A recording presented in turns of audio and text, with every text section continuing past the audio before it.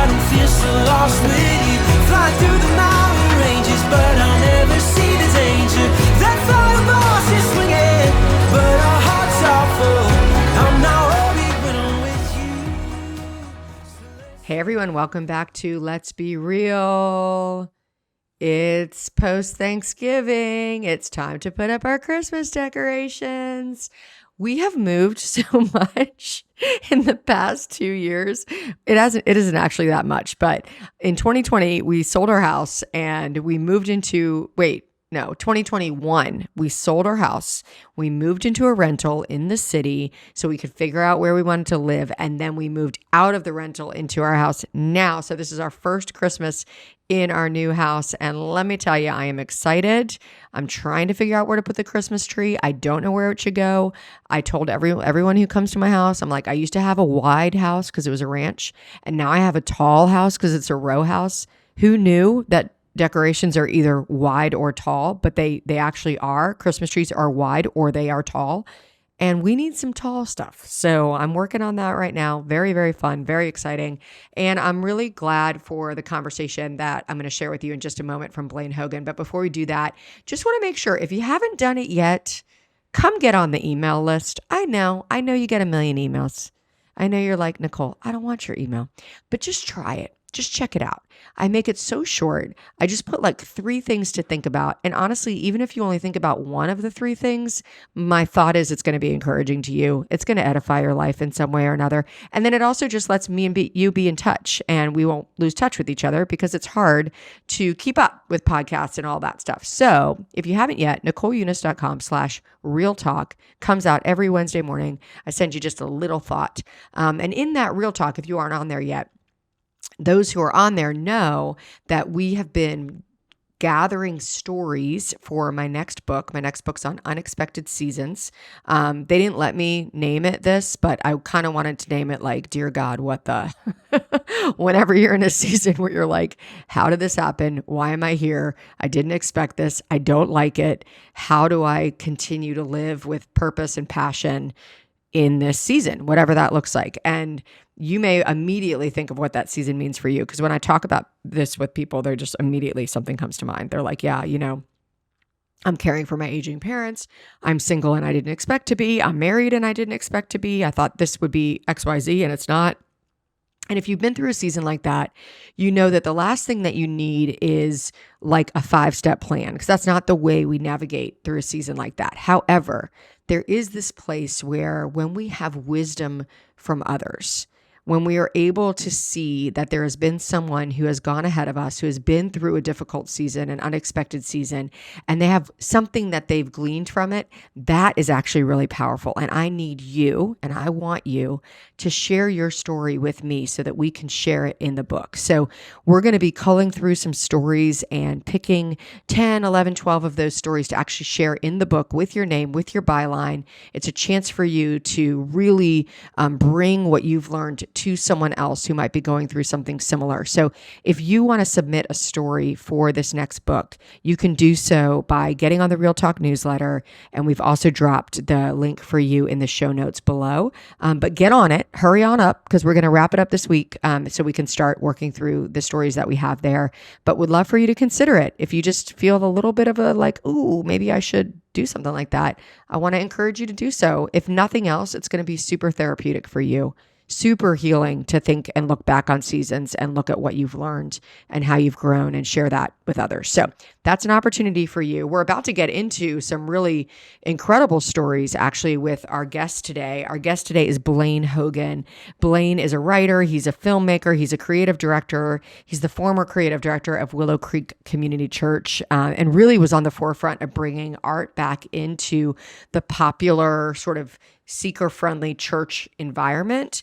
But Blaine has written a book really about his life, a memoir about his own suffering and his own struggles and how those have been redeemed and how he's embraced this life of kind of radical courage and creativity. So I want to give you a heads up before we get into this, that this is a bit more of a trigger warning type interview because of Blaine's experience with abuse and his addictions. So if that is not right for you today, or you have some little ears listening and you want to save this for later, it's really powerful, really, really good. But just wanted to give you that heads up. I love this book.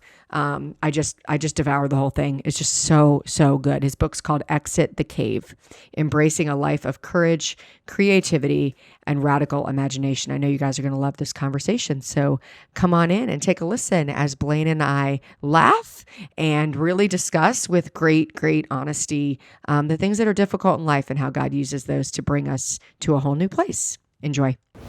Okay, so let's talk a little bit about the book and get into some of that stuff. First of all, it's such a joy to have you on the podcast. We obviously just, now you know that I am an actual fan and can remember seeing you perform. And so been following your work. And, I want you to know that your last book was really meaningful to our creative team as well. Really? And they would, read it together as a team. Oh my gosh. Talked about it all the time. I know. So the work you do really matters. So thank you. I appreciate it. It was barely a book, so I'm grateful that you... Well, sometimes I think barely a book is a lot better of a choice than trying to write a whole book, because nobody cares as much as we do, right? I always try to remember that as I'm finishing a work. I'm like, honestly, if I read someone's book and I get one thought out of it, I think it was worth it. Totally. So I don't know why I'm acting like this is, the whole thing, my whole life. Right. But which, I know you're interviewing me, Nicole, but you have a deadline that you are about to turn in a book tomorrow. I do. How do you feel? Almost done. I feel like this one has been a real labor of love. Mm-hmm. I think the interesting thing about a labor of love is it feels more like I have no idea if it's terrible. Yes. Or if it's beautiful. It's probably not in between, because it's either so driven by emotion that it's confusing, or hopefully it's got a clear trajectory that a reader can follow that brings them to a place that's beautiful, which, by the way, is how I feel about Exit the Cave. I am in awe of like memoir writers. I just interviewed another girl named Nicole in Lewis, who wrote a memoir about teen pregnancy. And I just was so taken, and with your book as well, with the ability to weave really personal stories into redemptive themes that everyone can connect to. So it was awesome and funny, which is great. Good. When you're dealing with difficult topics. Right. Yeah, exactly. So this is, and by the way, I do want to say, and I'll put this in the show notes as well, just like a trigger warning that we are going to talk about sexual abuse and childhood abuse. And it's really important, I think, for everyone to know that, so that if this is not for you, you can opt out, but hopefully it will be really helpful for those who are in a place to hear it. So I do want to ask you a little bit. I know you as a creative director. I know you as a person who's been a thought leader in the church in so many creative places. I know that you're a producer, a director, but you wrote a book called Exit the Cave, and I want to know where that came from and why now. Yeah, sure. So I was 17 years old. I grew up in a town called Blaine, Minnesota, and I was going to Blaine High School. Not an accident, everyone. This is a true story. Yeah. So I was born in Fargo, North Dakota. We moved to Blaine when I was 4, and it was just like a random coincidence. Parents found a duplex in Blaine, Minnesota, and we're like, that's the place. And it was, a great boost of confidence for me, where I would go around and said the city of me everywhere. I had a water tower with my name on it. But I was going to Blaine High School, and sitting in the back of a humanities class. And our teacher told us the story of Plato's allegory of the cave. And real brief, it's basically Plato's story of how someone learns the truth. And so he tells this story of this group of people. They're chained to the floor. They're looking up at a giant cave, and all they're seeing is shadows. And at some point, one of the members of the tribe stands up and looks around and sees that kind of all of this has been manufactured, that there's this huge fire, and there are other people walking objects past the fire, creating this shadow, or all of these shadows. And then beyond the fire, he sees this dot of light, which the person begins to move towards. And, moving towards the light, it's painful. He tells this whole story. Eventually, the hero of that story makes their way out of the cave. They see the objects for what they are. And then there's a twist at the end of the story, because instead of running away from the cave as fast as they can, they re-enter the cave. They go back into the darkness. They stand before their tribe and they announce to all of the people that are looking up at the shadows, there is so much more. And I remember being a 17-year-old kid who, even at that point, had already experienced a good bit of darkness, some sexual abuse that occurred when I was younger. My dad, who was struggling with various addictions, a mom who had a really severe form of diabetes that caused her to seize kind of my whole childhood. And I remember sitting, listening to that story, being just captured by it. And on so many levels, and most of which just the idea that, could that be true? That there is more? Could that be true that maybe the shadows aren't everything? Could it be true that I could find myself in sort of something that felt more open and free and full of sunlight? And that just captured me. And that story has stuck with me ever since. And so you mentioned Untitled, which was the kind of like pamphlet book that I wrote many, many years ago. But in 2018, I got a contract for this book called Exit the Cave. And I intended to write a book, kind of a follow-up to Untitled, that it was going to be a creative process book. I was going to sort of expound on the tips and tricks and things that I had learned kind of through this lens of what it looks like to learn some kind of truth and then go back into the darkness and tell everyone that there's so much more. But at that time, I had just left staff of a big mega church to pursue professional filmmaking. And as a commercial director, the church was falling apart. Many of our friends were moving the town that we thought we would live in for the rest of our lives, and that these would be our people for the rest of our lives. And everything was kind of falling apart. And every time I sat down to write this sort of how-to manual of the creative process, I just couldn't do it. And so I did what every responsible, mature, professional writer does, which is ignore and delete every email from their agent and publisher for just months. You are not an Enneagram 3, I will say. Oh God, no. No, I'm a 7. Oh, man. And so also a great thing about 7s is we run from our pain. Well, you certainly didn't run from it. I mean, yeah. So tell me how you stopped running from your pain, because take us forward. Yeah. So I finally got the courage to have a meeting, a Zoom call with my agent, Alex. And in that call, or on that call, was a woman who I had never met before.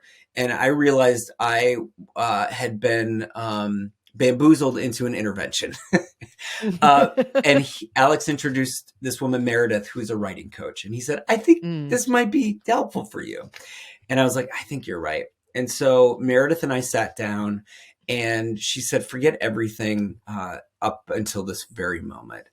Forget about the book that you sold. Forget about the thing that you think you're supposed to do. And that was where I was stuck. I was surrounded. I was lucky enough to be surrounded by so many other authors in that kind of like Christian evangelical mega church sort of author speaker space. And I had become overwhelmed by that, because I thought then there was a way that I needed to write this book. And she said, forget about that. Where the distinction for me was, I feel like I'm supposed to be teaching. And she says, okay, that's what you feel like you're supposed to do, because that's what's around you. What do you actually feel like you want to do? I'm like, I just want to tell my story. I think my skill is not as a teacher, but as a storyteller. And so she said, great, let's do that.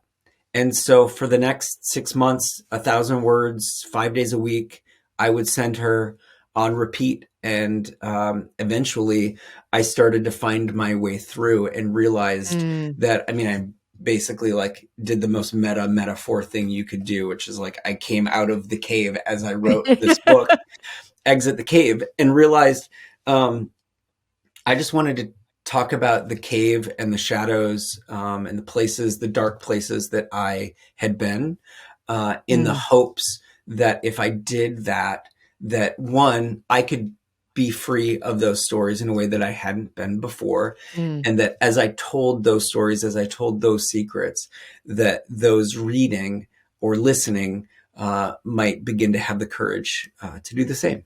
Mm, mm. Yeah, I mean, it truly was such a open and vulnerable and redemptive book. And it's not a book; it's an open and vulnerable and redemptive life is that has been captured, a piece of it in a book. And I wondered if we could talk for a minute, just because this did stand out for me. My background is in therapy before I was a pastor writer, and I think that it's become more common for women to speak about sexual abuse, particularly childhood sexual abuse. Yeah. But I'm curious how you've experienced the ramifications of being a male who suffered abuse. And do you think that there's still a stigma around speaking out that's stronger for men? 100%. Yeah. I mean, I think we're TBD on what this will be like. Yeah. I do think it's interesting timing because Marcus Mumford just put out an album, a self-titled album, and in it, the title track and basically a lot of the album tells about his own story of sexual abuse.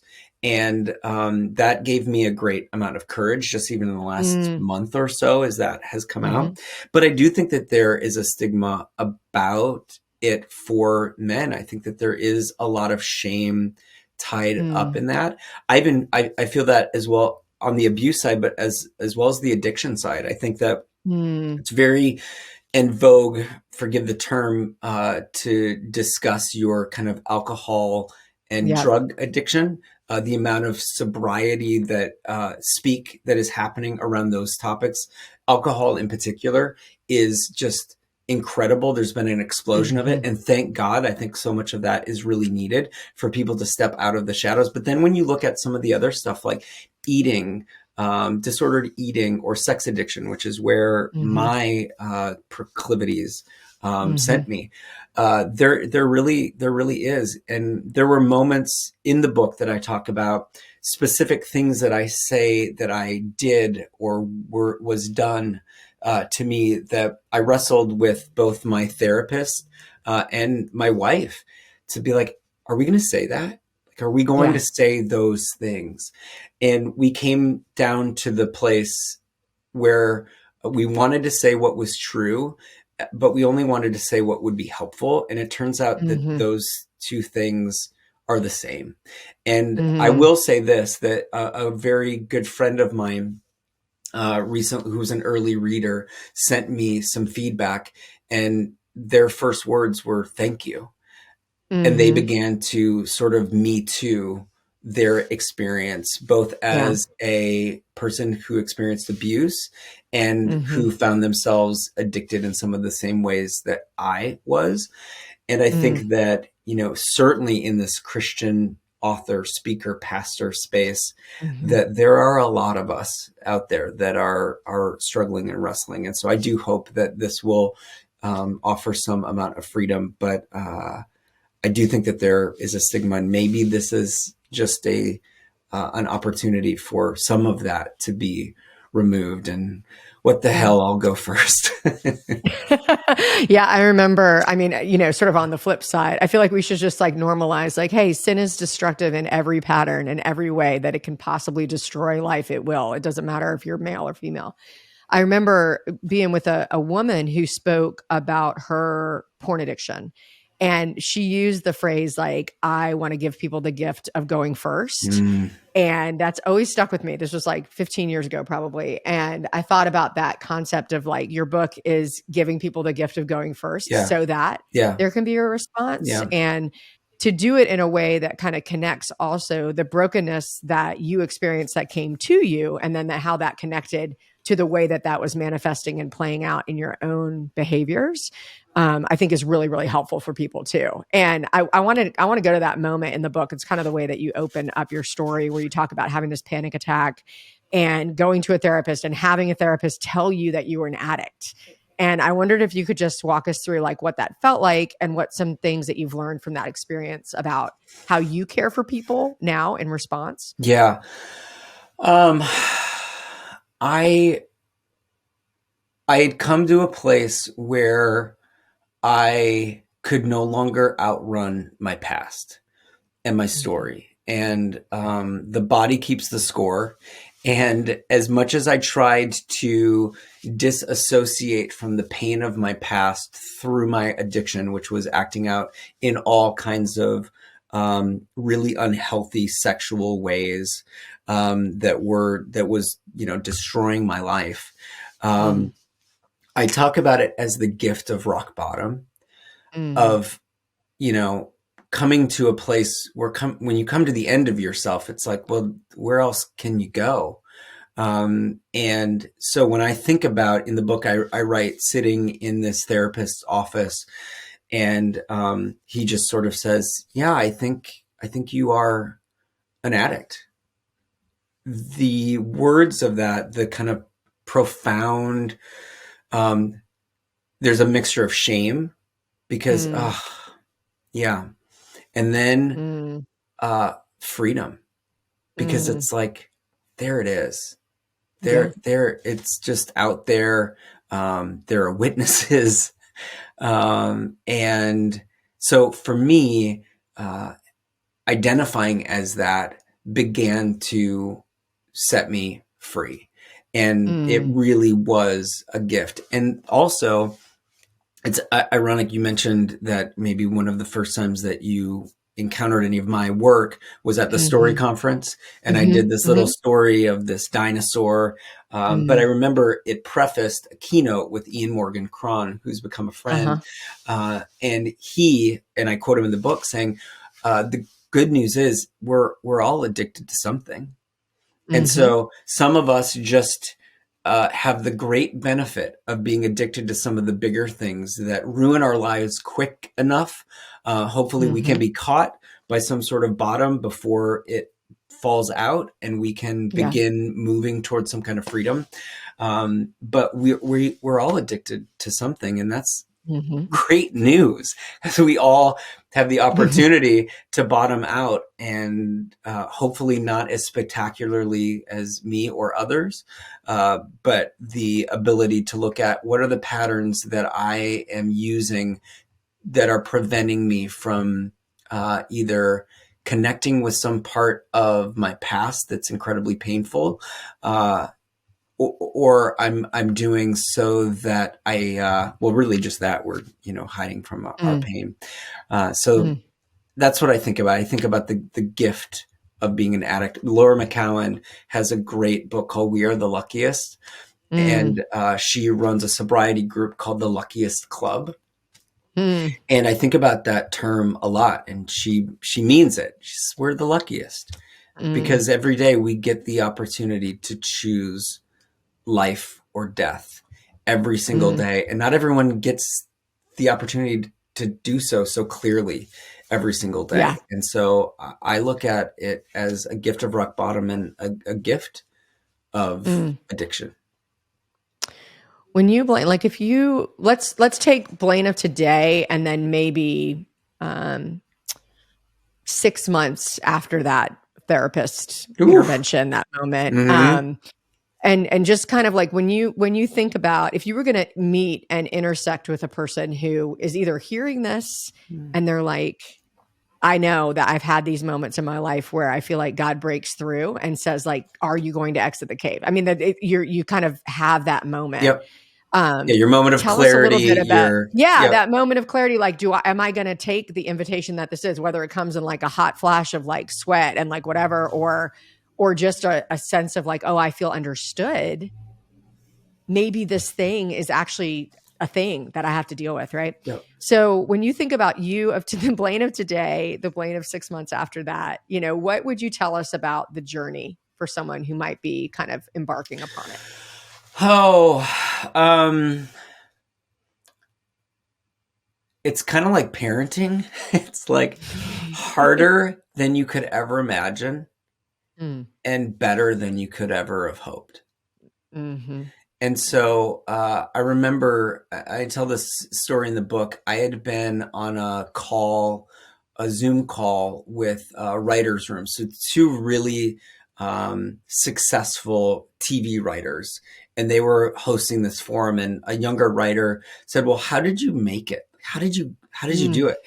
And the writer, the guy, he's like, oh, it's impossible. And everybody laughed. And then the room kind of quieted down, and you could tell that the woman who asked that question wasn't satisfied. And there's just this like laser focus between the senior writer and the up and coming writer. And he recognized it. Thank God that he wasn't like so snarky to not see that she really wanted her question answered. And probably he saw some of himself in her. And he went on to say, you just keep going until it isn't impossible. And just one day you start to feel something clicking. It's so imperceptible. Friends of ours lost their daughter, Katie. It's a story I tell about in the book, to an aneurysm. She was this bright and beautiful artist. And just in the middle of a sunny afternoon, as she's driving to work, she has a brain aneurysm, and she was gone in just a heartbeat. And I was interviewing her dad after the loss for a documentary. And I kept saying to him, or I asked him, I said, well, how do you get over it? And he says, you know, people ask me that a lot. How do you get over it? And he said, you don't get over it. You go through it. You go through it, and you let it change you, and you let it do the work that it is supposed to do on you. And so if I look at that guy 6 months ago, or I look at someone who's like, maybe it's time, I go, there's no way over it. You'll only go through it. It's absolutely impossible. And it isn't. And it's harder than you'll ever imagine. And it's better than you could ever have hoped. So good. I just thank you. Thank you for that. I think that's a beautiful piece of wisdom, like from coming back, and I'm sure going back through your story, did you have any new revelations? I'm curious in this process of writing. Yes. It's that we are so forgetful. So I kept coming back to some of my core stories. It's that we're so forgetful and we cannot do this alone. So I wrote a book that told kind of my deepest and darkest secrets. I went back to some of the hardest moments of pain and trauma in my life, and through the lens of this idea that you actually can change your past. And by that, I mean going back and realizing you maybe have become an unreliable narrator, as Stephanie Fu says in her memoir. And so you can go back into your story and realize, oh, I maybe have I got the facts right, but I got the details wrong. That maybe the lesson isn't, oh, I should always protect myself, but maybe the lesson is I need to bless the curiosity and goodness of this person who experienced the harm. And I remember writing through some of those moments and trying to like go, okay, so then what is the goodness? What's the thing that I would go to my wife or my best friend or my therapist, and I'm like, okay, I'm writing this story about this moment in my past. And I'm like, tell me again, what's the thing I learned? like what's the goodness part of that? Right. And it was like always on the tip of my tongue. And then I had to have them reflect back to me. Oh, it was that you had such insatiable curiosity, and that was taken advantage of. Or that you wanted to feel held and loved, and that was taken advantage of. And I'm like, oh, right. That's it. And then I would like write it down. But I wrote a whole book of all those stories, and I wrote a book talking about going back into those memories and mining them for the goodness of them. And along the way, I was like, now what is it? And I had to have my community of people remind me where it was. Like I needed that person to come back into the cave, even in my own darkness as I'm writing about it, to remind me that there is more. So that is something that was a profound shock to me. And a humbling thing too, because I was like, I'm Yeah. the author and I'm going to tell everyone what it is. And that's why I wish, it is silly that a book has just one person's name on it, because it's just a Yeah. literal army of people like, dealing with my neurosis for 5 years. And then I know. and then writing. I mean, like my wife is really the editor of this book. I mean, she's a co-writer, a co-author, really, truly, where I'm like, what am I trying to say here? She's like, you're saying this. And I was like, yep, that's Yeah. it. Let's just keep it. That's fine. That's good. Yeah, I think that whole idea of being an unreliable narrator and really, we know that a part of our faith, like a massive practice, right, of the faith is remembering. Yes. And I think remembering rightly is what Yes. happens when we're in Christ and we can move in that direction. That's the thing that I think is actually the miracle of redemption, is that you can experience the same moment that you already had Yes. differently. Totally. Yes. Like Jesus is a time traveler. Totally. Like he actually can. Oh my go gosh. back. Interstellar is my favorite movie for that exact reason, because of the idea. Can I say something about faith? I think Yes, please. Faith, we tend to think of as something that you need to like have more of.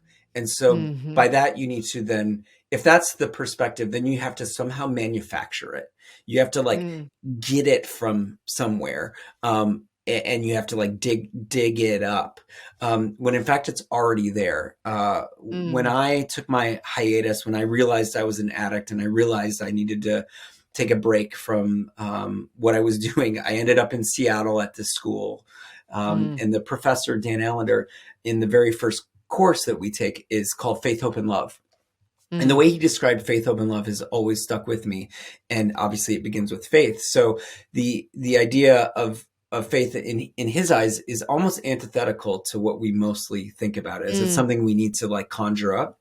That he would describe faith as a remembrance, what you're saying, of God's goodness. So we do time travel. We do go back into the past. We do go look back at those hard moments of pain and trauma, and we remember the God with us in the moments of the hardest thing of our lives. And so then he would say, okay, so if faith is remembrance, if he came once, he'll come again. Then hope is a memory for the future, which is like, what is a memory for the future? Right? Inception. It's Inception. But you're like, oh, okay. So, and what that means is like, okay, so we think about past as linear. We think of it past, present, future. But the way we experience time is actually past, future, present. It's this idea that whatever's happened to us in the past, we sort of template and project onto the future. And whatever we're imagining about the future is how we live in the present. Well, so then what if you go back, as you say, like go time travel and remember differently? Yes. Then that changes the past. Then you start going, oh, well, if the past is different, maybe I can imagine the future differently. And then if I can imagine the future differently, everything changes today. And so faith no longer becomes this thing that you conjure up so that you have. Faith is a remembrance of the goodness that has come before. Hope is faith for the future. And then love is like just like the great thing we get to live out right now. So good. And by the way, Dan Allender is like the absolute thought leader that shaped my whole practice as a therapist and really my work now today. And I'm just so grateful. Oh my God. Dan, I had the opportunity, he interviewed me for a podcast, and it was like, imagine writing a novel and then that character that was your guide in the novel come to life and interview in a pod. It was the most meta thing that I've ever experienced. But I owe, and my wife, our family, I mean, we owe so much to the work of Dan and the way that he's been able to interpret so many truths that have influenced our life. I don't even know that you had a Dan Allender. Yeah. Oh yeah. I mean, absolutely 100%. So yeah, sometimes I'm like, when I want to change my life, I'm like, can I move to Seattle? Like, that's literally one of my main moves. So I'm going to stay here though in Richmond. So, okay. I want to ask you one more question before we run out of time. Of course. This is a little bit of a deviation, but maybe not. Okay. Because now that I know what the original intent of the book was, I'm curious, you started your work, your creative work in a place where you were guarded and hiding and had these secrets, right? And you're still in the work. And I'm curious what you think the link is, if there is one, between creativity and suffering, and how Mm, that's impacted the work that you do now. boy, that is a great question. I've probably gone back and forth um, on this idea a lot over the last maybe 20 years. I think I Mm, probably used to think that you had to be a tortured artist to make good hmm art. I always think of the movie Black Swan, hmm and what she gave, Natalie Portman's character, what she gave to be able to like give this fantastic performance at the end of the movie. hmm hmm And the way the movie ends, spoiler alert, she it's, you can kind of decipher on your own what you think happens at the end. I think that she dies on stage after she's like mm, given her whole self to this performance, hmm and everybody stands up and applauds. And I always wonder, like, did they know what she gave, and did they mm. care? Like when they're like eating their cheesecake at the whatever Yeah. after, having their decaf coffee before they like go home to the suburbs, like did these people really care that she gave that much? And she would be sort of the classic tortured artist. Yeah. And I think that 100% that an enormous amount of art comes from those deeper, darker places. I Mm, just don't think that we were designed to stay in those yeah. places. And Mm, so I think that that's probably the distinction that I make mm. now, is that I absolutely need to enter some of those Yes. deep, dark places as an artist, because so many people have experienced that. So many people are there today. It's just true of Mm, my own experience. And that's not where I am right now. hmm hmm And that's not, I don't believe that's where any of us were designed to stay. We were hmm created as good. I'm sort of Yeah. like more like the like Genesis 1 than like Genesis 3 starting people. It is primary and does come first. So If let's you're just make that clear. counting, yes. Yep. I've also been reading Cole Riley's book, This Here Flesh, and she talks Okay. in the second chapter about place.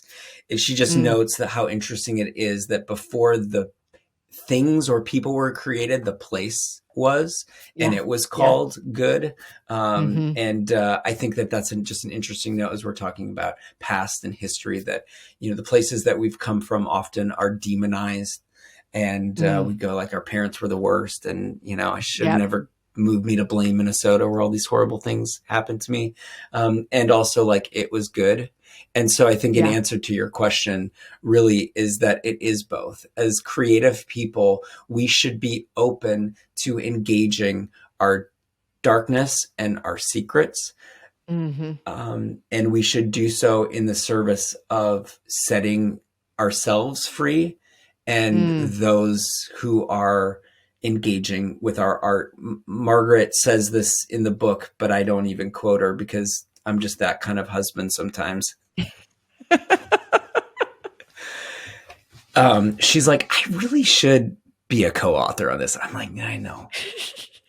But near the end of the book, the chapter "Free People, Free People," hmm and so that's the work. The work Yeah. is to go to the dark, deep, dark places, and the goal then is also to not stay there, and then the goal Yeah. is to return, and the goal is then hmm to not stay there. It really does feel like more of a spiral than kind of an up and to the right sort of Yep. trajectory, because I think as I get older, I'll continue to go back to the stories that I wrote in the book and hmm mine them for new goodness and new gold, and maybe in some Mm, sort of way that'll be helpful for people 20 years from now. I mm. don't know. Yeah.